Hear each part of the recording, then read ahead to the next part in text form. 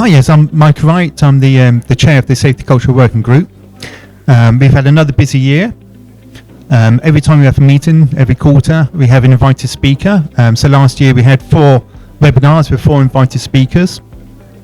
We have also, over the last 2 years, been developing a position paper, providing good practice guidance and benchmarks for the member organisations of this club with respect to how to assess and improve safety culture.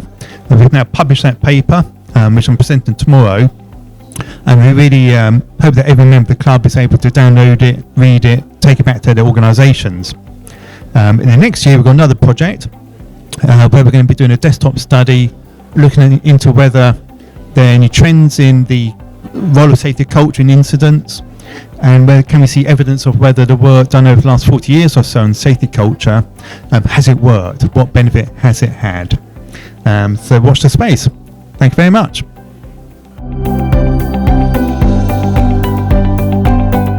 Hi, I'm Mike Parsons. I'm the Data Safety Initiative Working Group group leader. The group has been going for quite a long time. In fact, it's the oldest one that the SSC has done, and it's reached a degree of maturity, which is really, really impressive. So here we have this year's poster, thank you, done by Matali Atkins. And really what we've done is highlight a couple of accidents from recent 2023-24, where data has been a factor. So things like the NATS flight plan outage, which caused so much disruption last year to air passengers, that could have been avoided, I think, if they'd done a proper data analysis of the flight plan processing.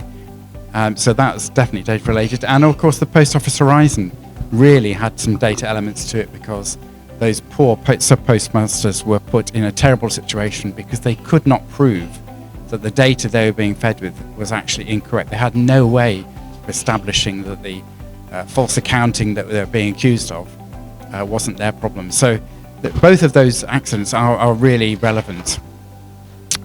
So this year we have the new Data Safety Guidance version 3.6.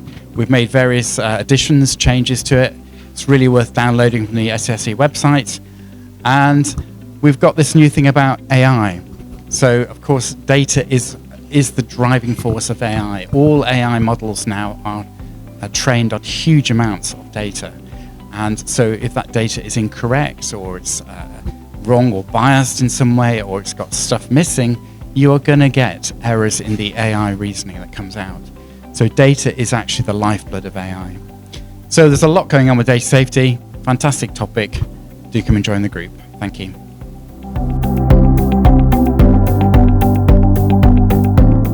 Hi, I'm Dr. Philippa Ryan. I'm a researcher at the University of York, and I'm also chair of the Safety of Autonomous Systems Working Group.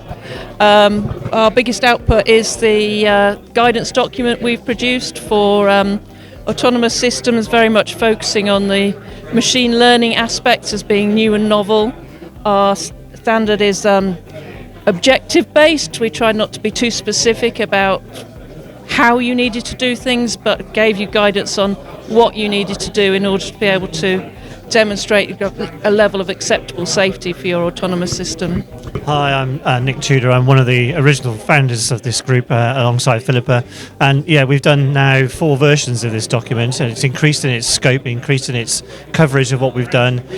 We've surveyed virtually everything else that's out there on machine learning. And the really cool thing about this document is that it's having major influence over domain-specific standards. So specifically in the medical world, they're now aware of this. In the UK, it's being used on an SAE standard that's being used for ML in aerospace, and I know people like the nuclear regulators are also aware of this approach. So we've got thousands of people who've downloaded this and hopefully are using it in their day-to-day development of machine learning-based systems. So we're very pleased with what we've done here. Hello, I'm Dave Banham, and this is the Ontology Working Group's poster. The working group is currently studying an ontology of risk.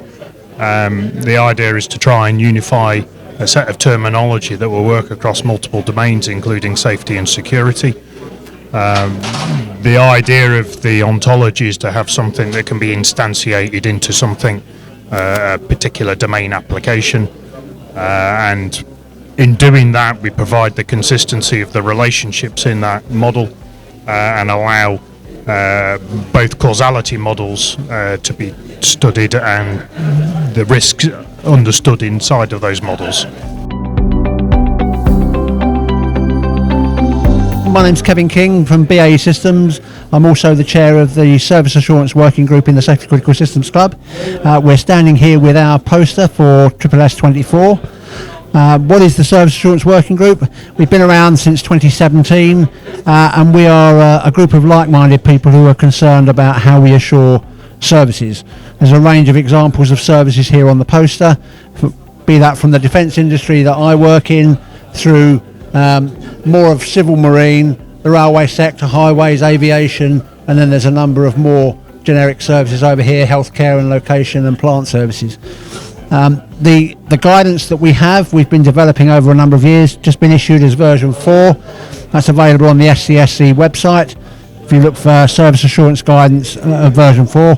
And it includes some useful guidance, stress the word guidance, as to how you might look at assuring services that you are responsible for. We have a number of service assurance principles, 6 service assurance principles, and they are supported by a number of objectives.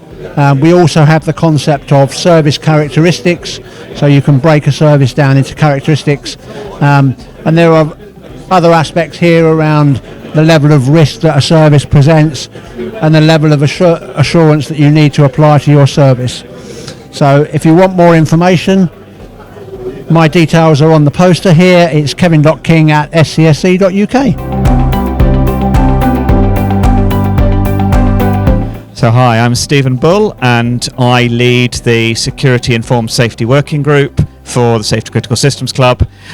We are trying to provide guidance for people on how you consider cybersecurity and physical security within the context of making things safe.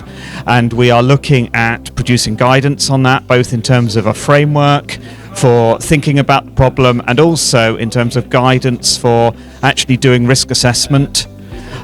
If you're interested, then please get in touch through the website and I'll be glad to tell you more. Hello, my name is Mike Parsons. I'm leading the Safer Complex Systems Working Group. This is our poster for this year, SSS'24. The group has been going about a year.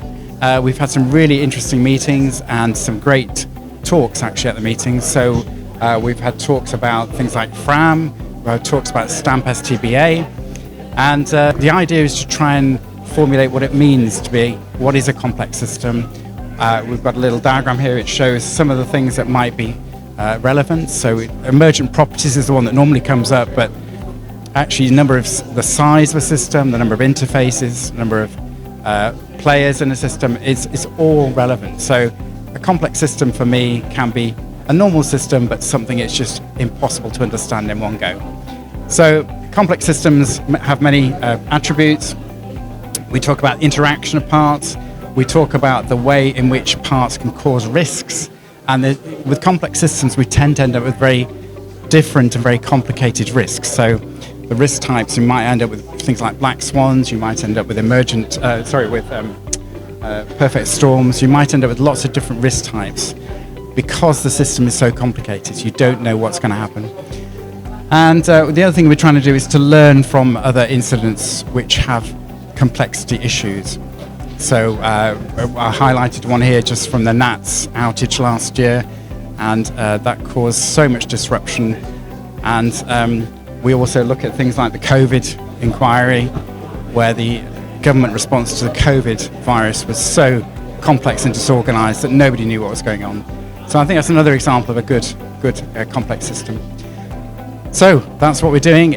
Please do join us if you want, and we meet, as I said, about every 6 weeks. So I'm Mike Parsons. My address is here, mike.parsons@scsc.uk. Please come along.